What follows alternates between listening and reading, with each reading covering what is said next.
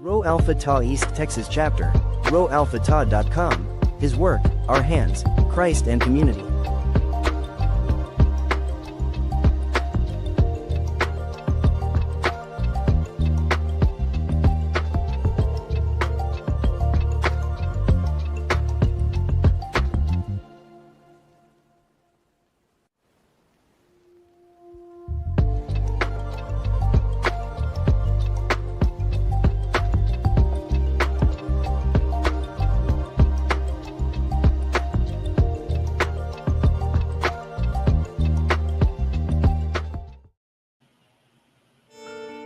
Join us for an empowering experience.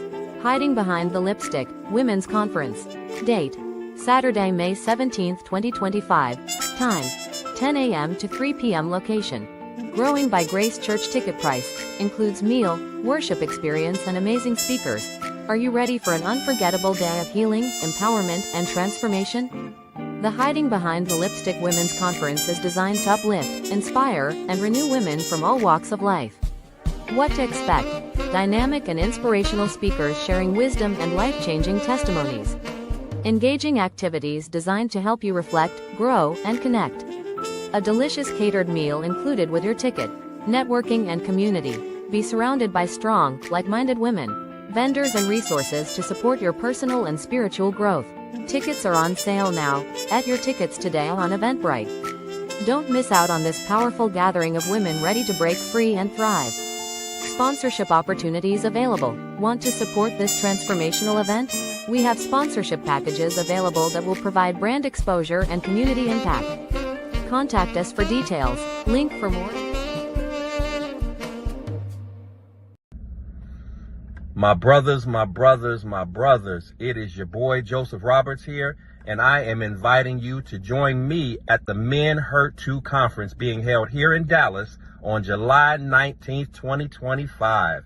We got an awesome lineup of speakers. There's going to be food, there's going to be music, there's going to be door prizes, just a host of activities that are going on exclusively designed and set up just for the men. We don't oftentimes have these safe spaces for us to chop it up and fellowship with one another, but on that day, July 19th here in Dallas, we are going to be doing just that. And to any ladies that are tuning in right now to this video, if you got some special men in your life, whether it's your husband, your son, your brother, your nephew, your grandson, I don't care who he is, if you know that he needs to be a part of something like this, get him registered too. Simply go to Eventbrite today to get yourself registered and get your ticket. Give somebody a ticket. We look forward to seeing you.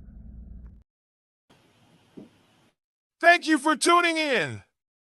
A live stream new episode of the Stephanie M. Seaton Sunday Show will be starting soon, with your host, minister, and author Stephanie M. Seaton. If you would like to be a guest on the Stephanie M. Seaton Sunday Show, email Stephanie at stephaniemseatontheauthor@gmail.com.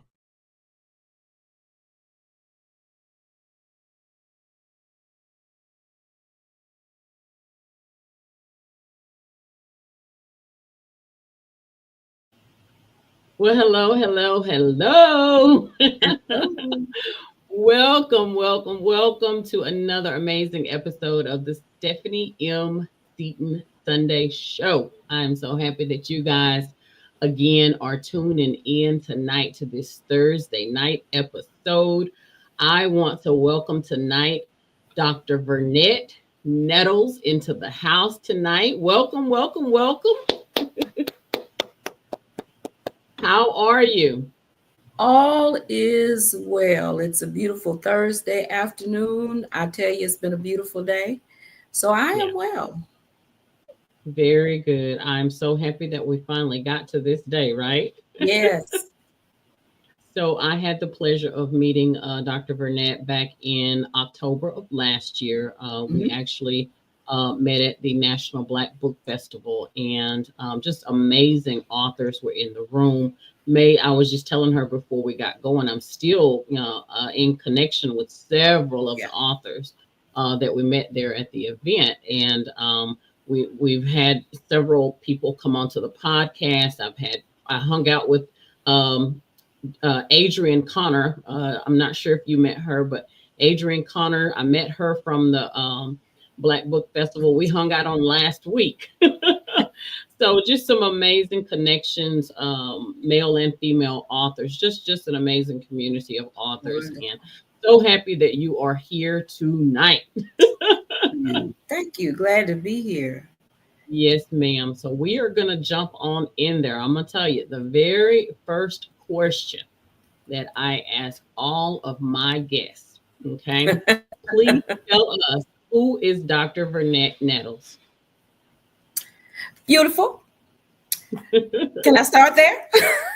Yes. I am a native of Mobile, and I am living in Montgomery. I've lived in Montgomery for about 20 years. And I ended up in Montgomery due to a job opportunity. And so I decided that it was a good place to stay and raise my daughter. I have one child. I am the fifth of 6 children, and we are all still alive and thriving. And my mother turned 91. She'll turn 91 next week. So it's a blessed adventure that I've been on. Let's see. I'm retired. I retired from education probably 2 years ago now. And I worked in education about 33 years total. Oh, wow. And I've been writing. You know, people ask you asked me about myself, so I'm just kind of going, covering a lot of bases. But people ask, how long have you been writing? And I really have been writing all of my life. We grew up being connected to cultural organizations for little Black children.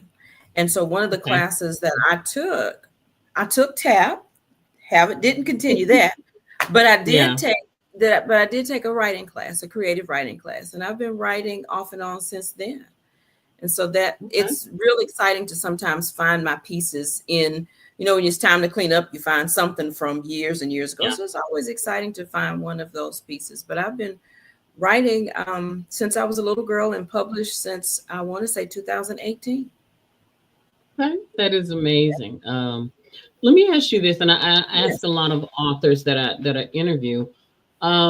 Through your writing, would you say that it's helped you in a sense of healing or discovering yourself? Has it been like therapy for you? In some cases, it has. For example, my children's book is Beautiful Just Like Me. And that children's book is about a little girl who goes to school. She is teased because she's darker than everybody else in the class. And her mom takes her to the side so that she can show her the successes of all of her mother's sisters and the different hues of the sisters. But that's my story.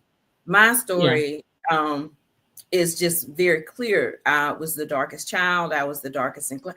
And whether or not you were the darkest in class or not, it really is about who chooses to tease you. But that book really talks about seeing who you are as a person. But then on the other hand, there's an underlying tone of why bully when we all are beautiful. We all are unique. We all are different. So in that respect, there is some healing on that particular journey, on that particular aspect of my life. But what I find in my poetry is that very often I do write about personal experiences, but my heart sometimes creates the evolution that I didn't see or that I hadn't noticed yet. Wait a minute. I love that. Let's say that again. So listen, I have this thing with words and listen, quotes and it's been a while since I've had one of these aha moments, but when people say something that is like so profound, I have to stop. I have to have you say this again. We're going to rewind. Okay. Say that part again. Let's see if I can recreate. But it's true. My heart creates the evolution that I had not received yet. I hadn't taken it in yet. I was standing at I want to say a whiteboard. I was teaching creative writing, and they said, well, we don't understand how to write poetry. I said, let me write something for you. And I started writing. And by the time I finished that poem, I realized that my heart was not in that relationship. But I hadn't, it was like, oh, wow. Didn't mean to share that with you all, but okay. Yeah. Let's see. Right there. Yeah. Yeah, it was right there on the board. Yeah. That is amazing. I always ask everybody that because that's what it is for me. It's been therapy. It's been just and way to just of expression. I think I've learned how to express myself more through my writing. And so I recommend it for people to start. I started at a young age with journaling. Did you start out journaling, or when you were younger?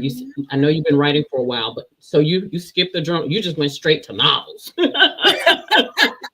No, how did you get started? Not at the novel place yet, but I started really with poetry. I loved the creative writing classes, and then when I was growing up, there was always a creative writing quarter in class, and so I absolutely loved that time to write poetry and make words do what you had never seen them done before, and allow them to connect in ways that were different.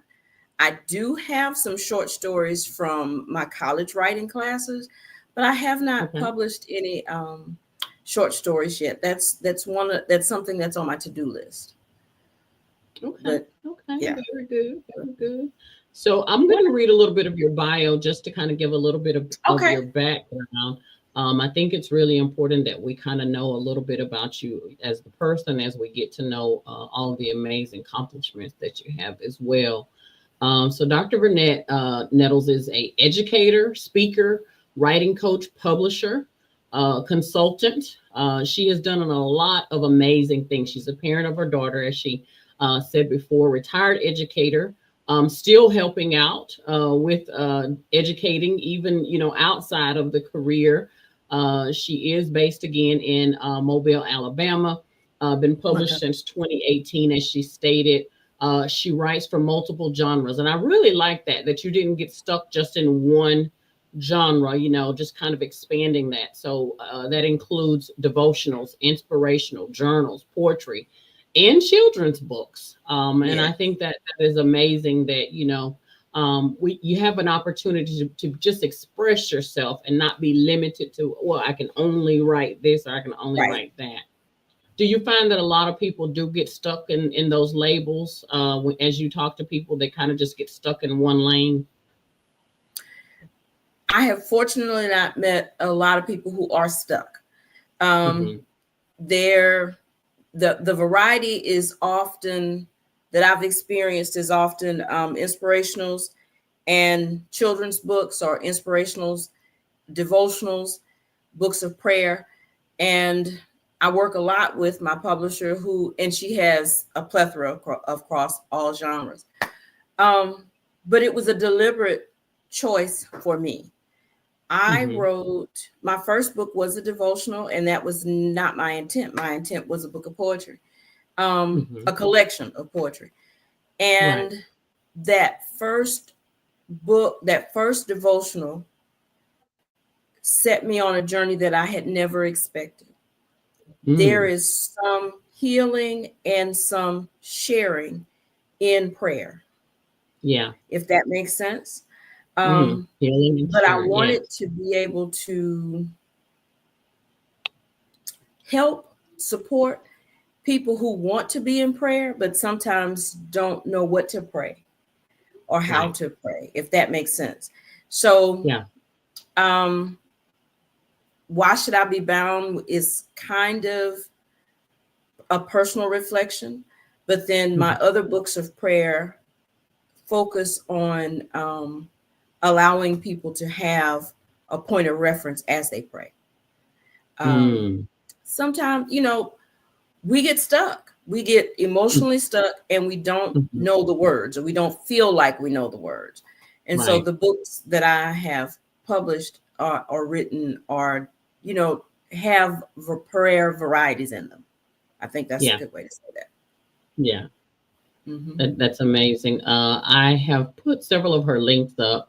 If you will check the comment section, I have put her website, how to purchase her book, her social media links, and this also is the link for Another Day's Journey.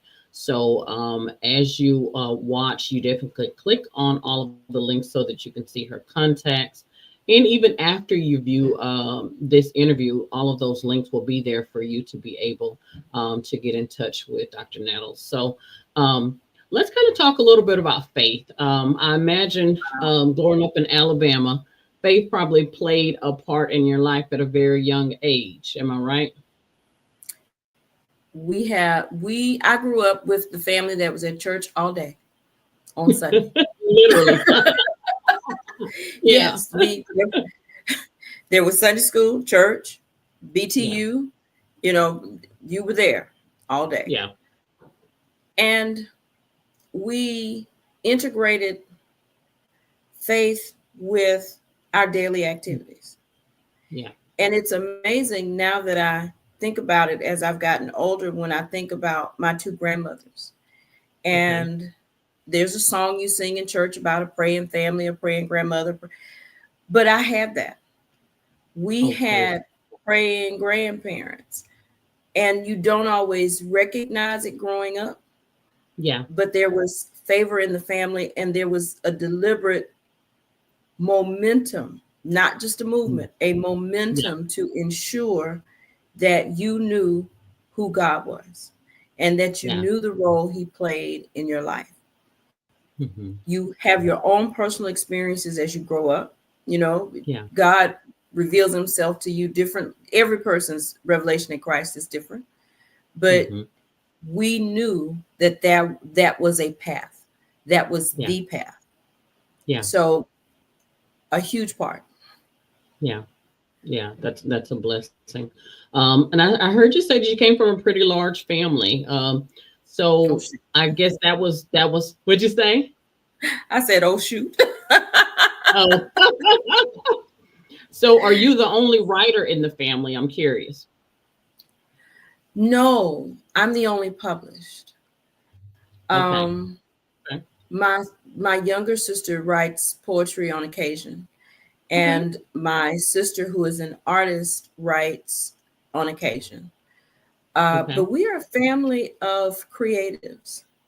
Yeah. Which, as you get older and you realize that, it becomes very interesting how it all connects together, and how you see God moving through all of the creativity. It's pretty fascinating some days. Yeah. Yeah.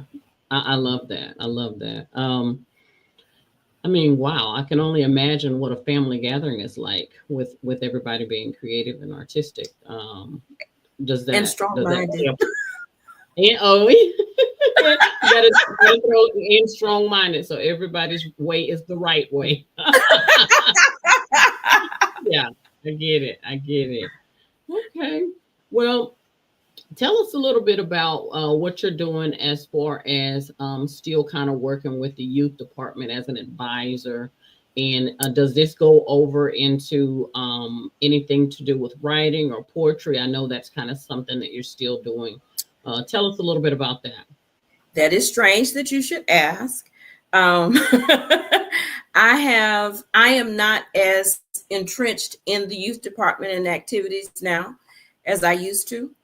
But my pastor now is focused on small groups and has asked for support in that area. And one of the groups that comes under his office, we have titled it Prayer to Pen, where our Bible study will evolve into, or the end game of outcome of that is to create, I'm going to say a document for lack of a better frame right now, format, but it's going to create an opportunity for the congregation to be praying together. And I was hesitant because when you say praying together, someone's assumption could be at the same time every day. And we've done that, but that we have an opportunity to be praying for the same thing in our congregation and in our lives, I believe will create some kind of synergy.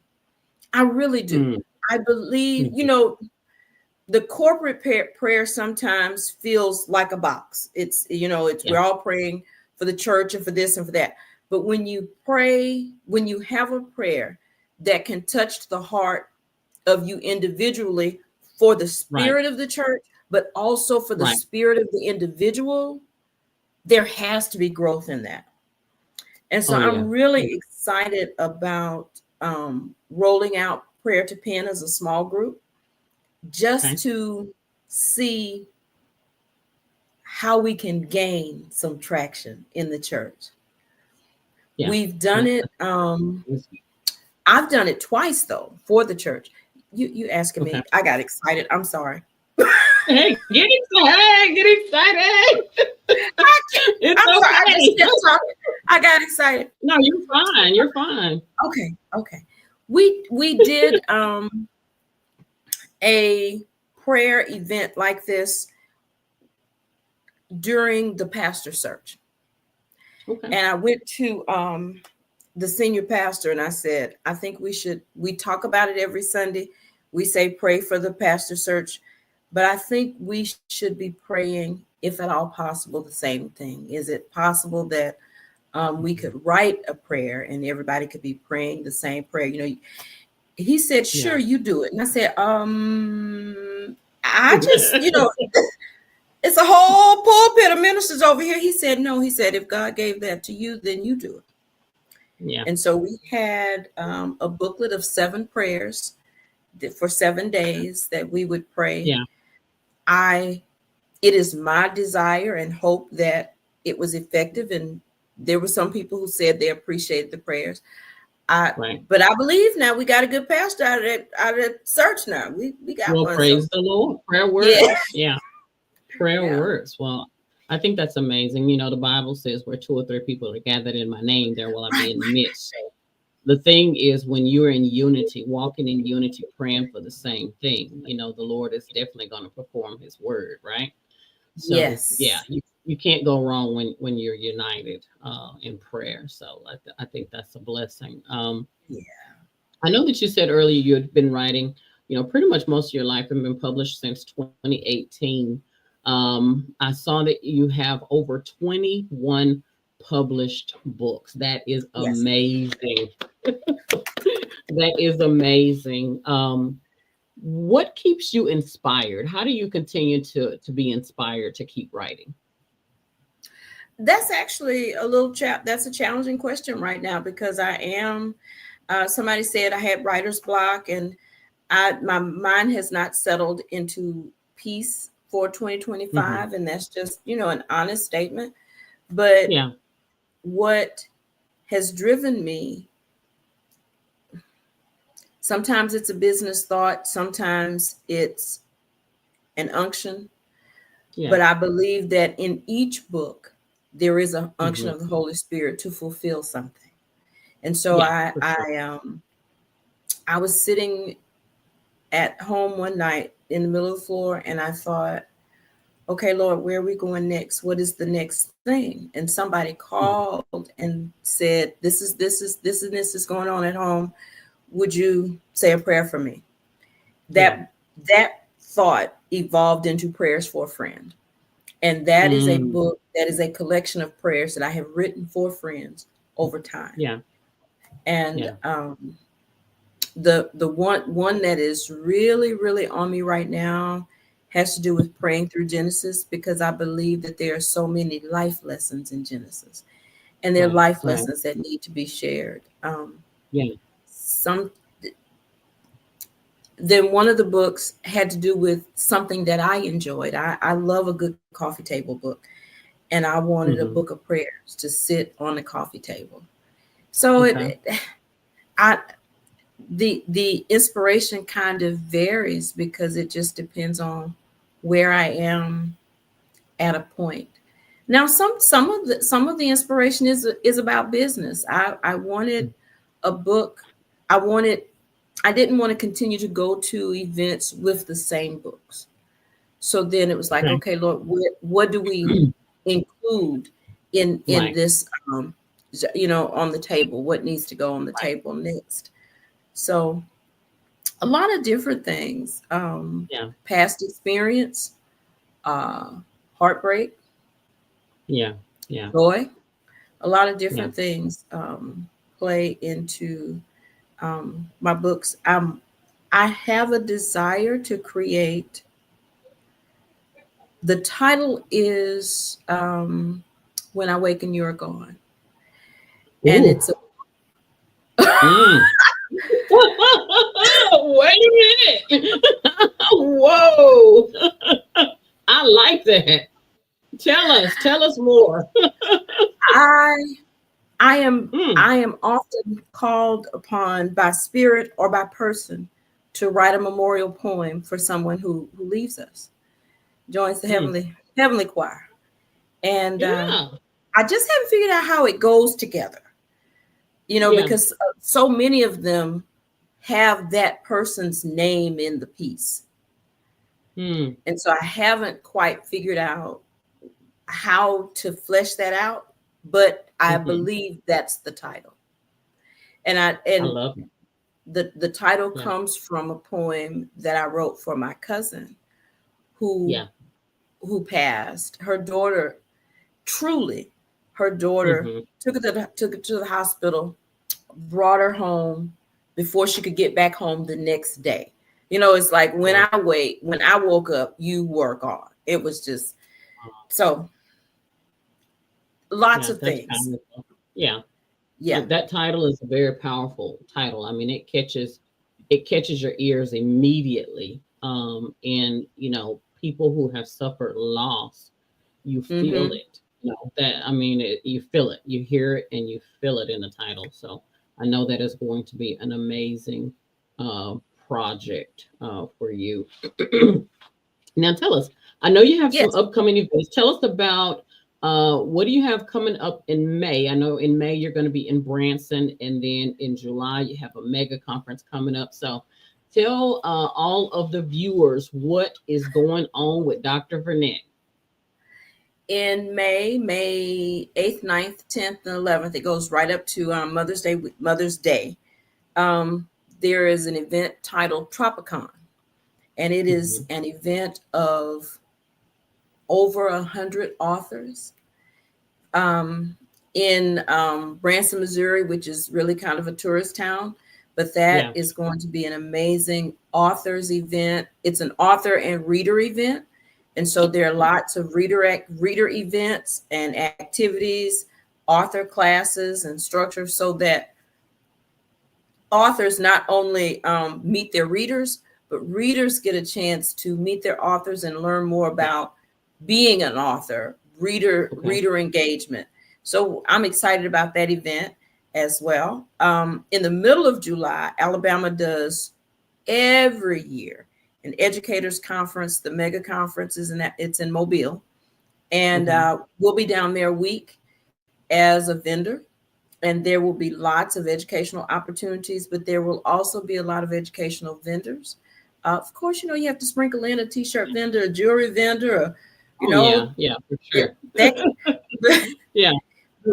There is going to be, it's always a lot of fun. And I think the most fun for me is seeing people that I have only see once a year.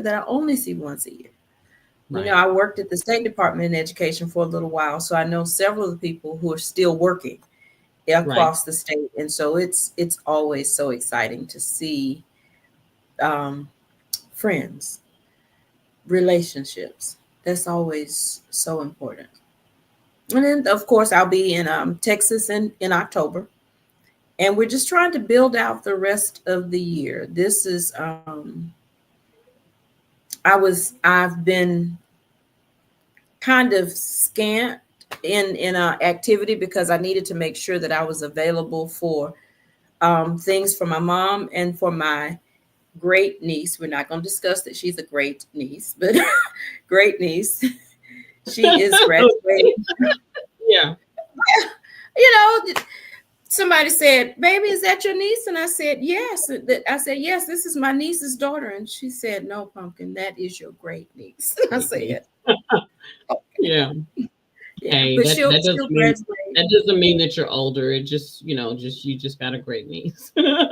Thank you. Thank you for helping me out. Thank you. Thank you.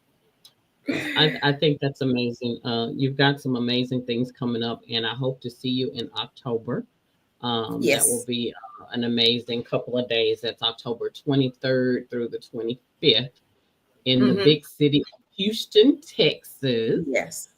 the National Black Book Festival. And as we were talking before we got started, a lot of the authors that you guys have seen here on the podcast in the last 6 months or so have been several of the authors that I met there. And so I know several are planning to attend again. So you just said something key. It'll be like a reunion. I'm seeing, Yes. you know, so last year was my first year going and I met a lot of people. So Really? for me, that was my first year last year going.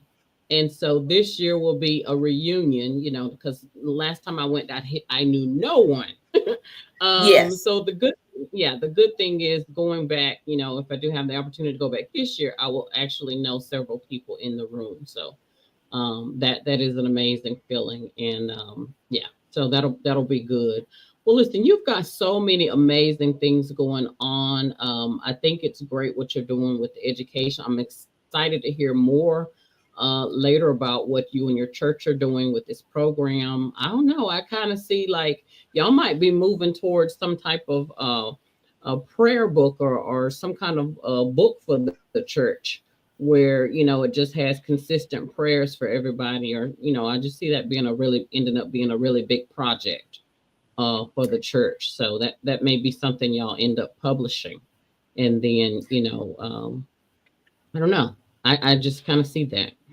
But Well, what were you you going? know how church people are. You have to move them Yeah, slowly. yeah, yeah. Take them slow. But yeah, what type of writing tips would you give to an aspiring author? Somebody that's like, you know what, I'm loving writing, but it's just a hobby right now, or maybe they can't tell if it's a hobby or if it's a passion. What kind of information would you give to them? What kind of tips you got? The first thing is don't stop writing. Yeah, A lot of people are being unsure about whether or not this is something you want to publish, or whether or not you want to just keep writing is yeah, not as important as you continuing to write and yeah, continuing yeah, to seek the evolution of your writing. yeah, So many times we're surprised about what we wrote today and what we wrote 2 years ago. So you want to keep writing. The other thing is when you decide, I didn't say if, I said when you decide that you want someone else to see your work. And I say it like that because a lot of first time authors don't transition their thought from my book is published to everybody sees my work. And there is a vulnerability and a nakedness that's associated with someone reading what you wrote, listen, because say that what you again. write, right, it comes Yeah, from the heart. yeah, And yes, yeah, I spent a lot of time trying to decide, knowing that I was not going to just write clean poetry, that what name did I want to put on it? But mm, this is who I am. yeah, And I didn't yeah, want to hide who I was, because every element every genre that I write in, every element of who I am is in my writing. And yeah, so I yeah. made a conscious decision to not hide behind a name. And that was I really love, big for me. yeah, I get Yeah. it. Trust me, I It's get big. it. And And so, when we're writing, well, go ahead. I was just gonna say something, but go ahead. Finish your thought.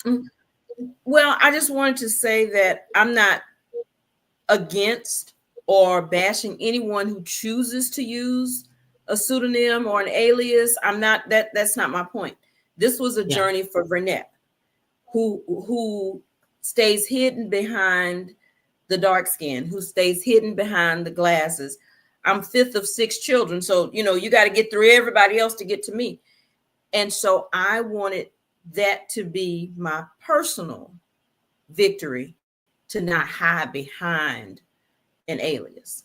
So I'm not saying anything bad about anybody who chooses to. This was Vernet's journey. You just said something so profound. What'd I say? You said you hid behind the skin. You've got to get to 5 to get to you. This was your moment. This was your opportunity to finally be seen, to finally be heard, and you were not going to count yourself out. That's my interpretation of what you just said. I heard you, but I heard you. And wow, I just want to acknowledge you that I hear what you're saying. And that is amazing right there. That's deep. You Yeah, did not thank want you. to cheat yourself like you have been cheated previously, because then you would have been just as guilty as the other people.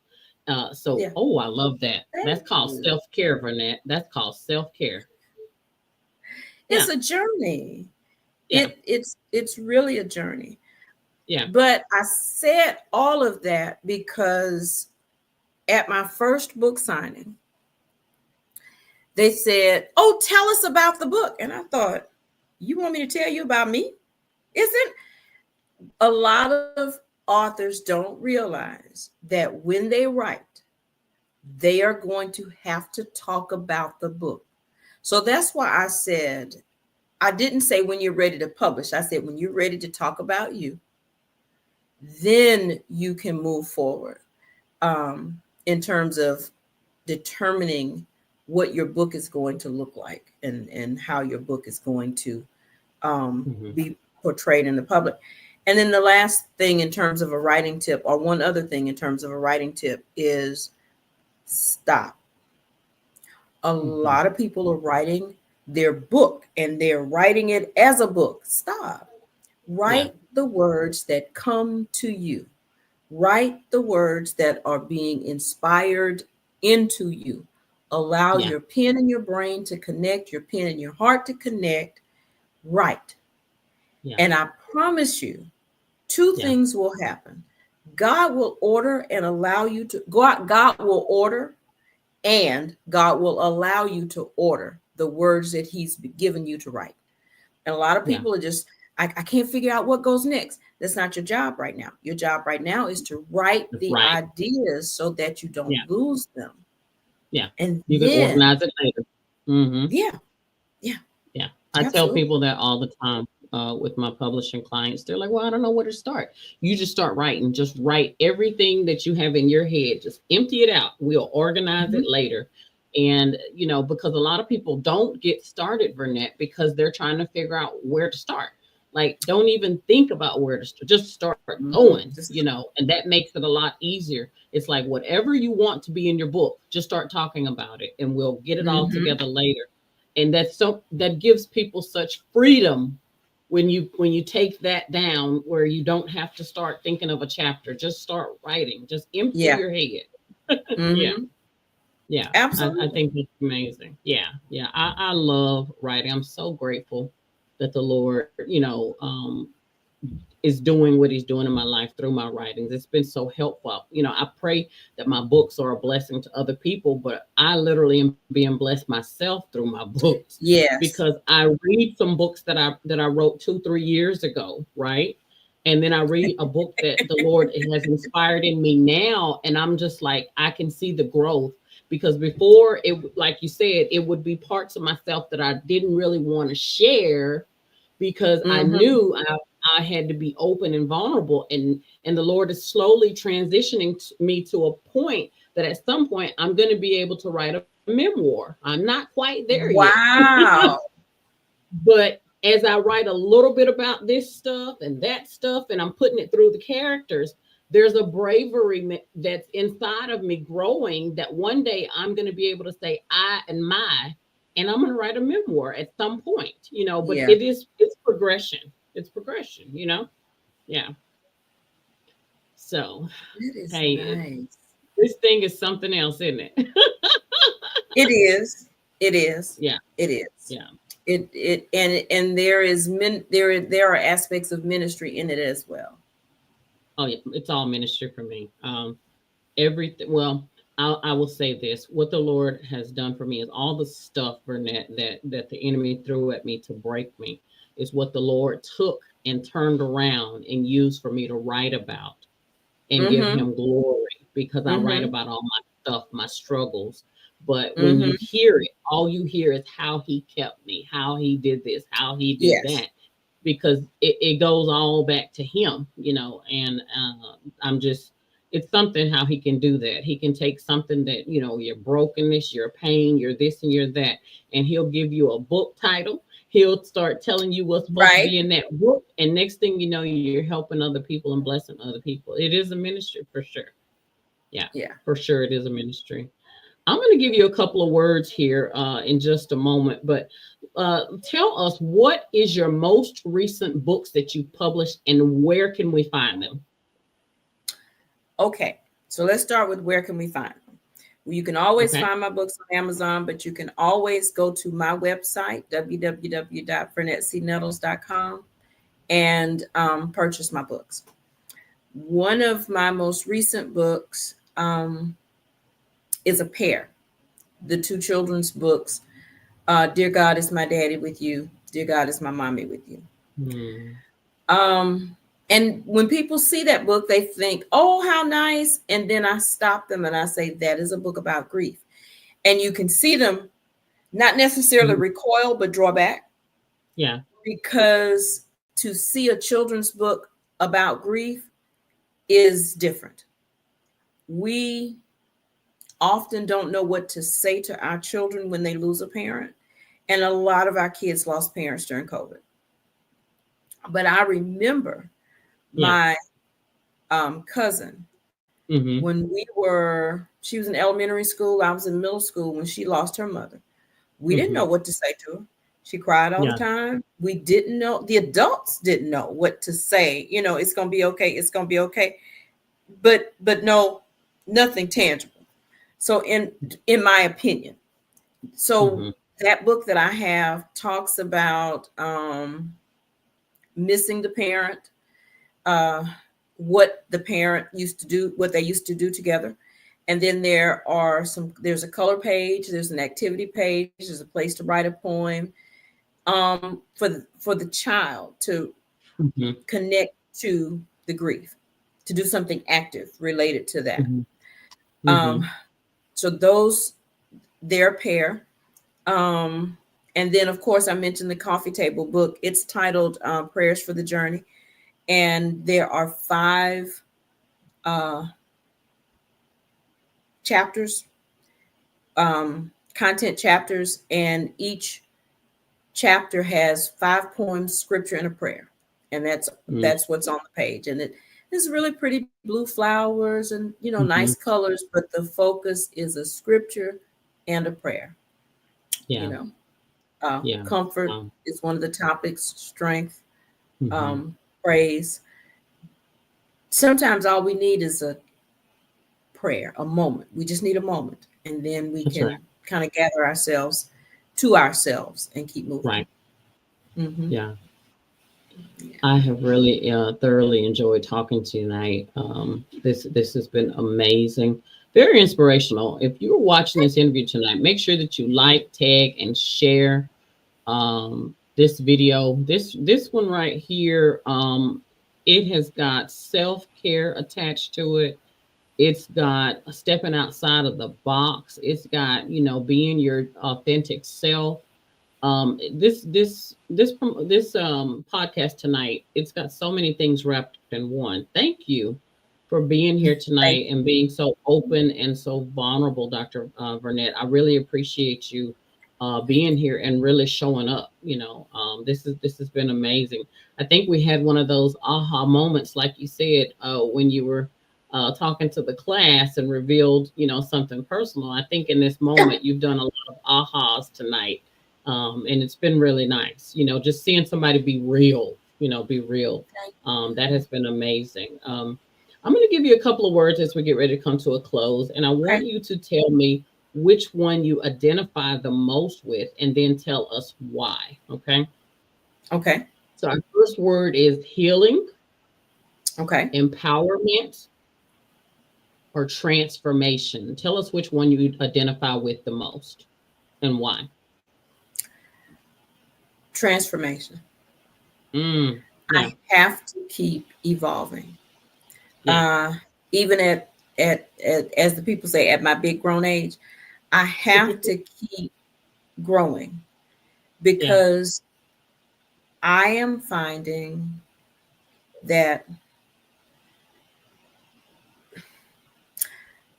I'm becoming more deeply at peace by what I can finally say about what has been going on in my life. And my life hasn't been tragic, and I tell people all the time, I see everybody else, what is going on with everybody else, and my life isn't so bad. But when you discount whatever that emotional space is that event could land you in, you cover it. Yeah. And so I was, in fact, talking to a friend of mine, a couple of friends of mine the other day, and we were talking about, well, why did you make that decision? But I made that decision based on, I can understand where I was and how I felt at that point, but I am just now getting to a point where I can articulate that to you. And so there is an aspect of healing. Wait a minute. Say it again. Say it again. You know I can't repeat that. You got too many good nuggets. Okay, wait a minute. So, go back to were just now able to articulate it to them. What did you say before that? I don't know. You had so many thoughts, so many emotions, and so many feelings, but you just got to a point that you were able to articulate it. I was just at a point where I could articulate it to them, but I was just at a point, you can't speak it to somebody else unless you can see it for yourself. And so I was just at a point where I can tell you where I was in that space, but now I can tell you why I thought that. And I can articulate that to you and not feel the shame or the hurt. Well, it's just hurt attached to it, but I'm not as shamed by it anymore because I'm resolving it. And so in that resolution, yes, there is healing and yes, there is empowerment, but there is transformation because I have to continue to change. I have to continue to grow. I have to let people in. Love it. Yeah. I love it. You took your glasses off. That is so funny. I had to take my glasses off to hear and see you say that. Listen, this has been amazing. Very encouraging. I definitely want to follow up with you again and see what else you've got going on. Make sure that you stay in touch and come back again and let us know what's going on. I'm curious to hear about this church project. I think that is amazing because it's out of the box. I think we need more things like that. We need more target prayer groups. I think that's amazing. So interested in definitely hearing more about that. Listen, all of her contact information is here in the comments. Make sure that you check her out on social media. She's got her email in there. See how you can partner with her if you're looking for some type of educational program, writing. She's looking into getting into publishing. Make sure that you check her out and support. Okay. Make sure that you support. Again, thank you so much for being here tonight on the Stephanie M. Seaton Sunday Show. This was an amazing interview tonight. I'm going to let you have the final words. People say I'm going to do a shameless plug. It's not shameless. I'm proud of this plug, but I have got my Rho Alpha Tau jacket on tonight. Rho Alpha Tau is a Christian discipleship group. I am the president of the East Texas chapter, which is pretty much all of Texas. And we are in need of partners. So we did see the video at the beginning of the podcast. If you are interested in joining the Christian discipleship, it's his work, our hands. We do a lot of community service in the community. Have some conferences coming up between my nonprofit as well as with Rho Alpha Tau. We're collaborative in the kingdom, doing the work, and we need more hands for the conference. So if you are looking to partner with us, make sure that you contact me directly, or you can go to rhoalphatau.com And make sure that you put East Texas chapter. Tell them you want to be with Stephanie's group. Listen, thank you again so much for being here tonight. Thank you guys for tuning in to another amazing episode. Give us your closing comments, Dr. Vernet. What are your closing comments? Life is for the living.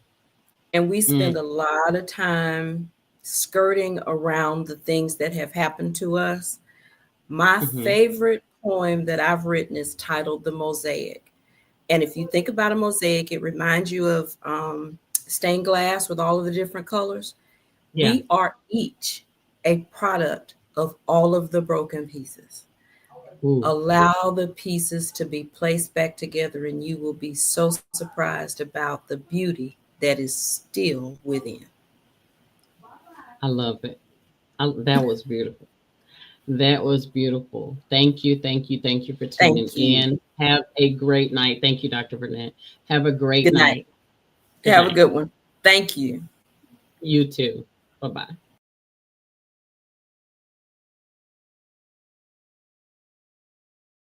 If you would like to be a guest on the Stephanie M. Seaton Sunday Show, email Stephanie at stephaniemseatontheauthor@gmail.com.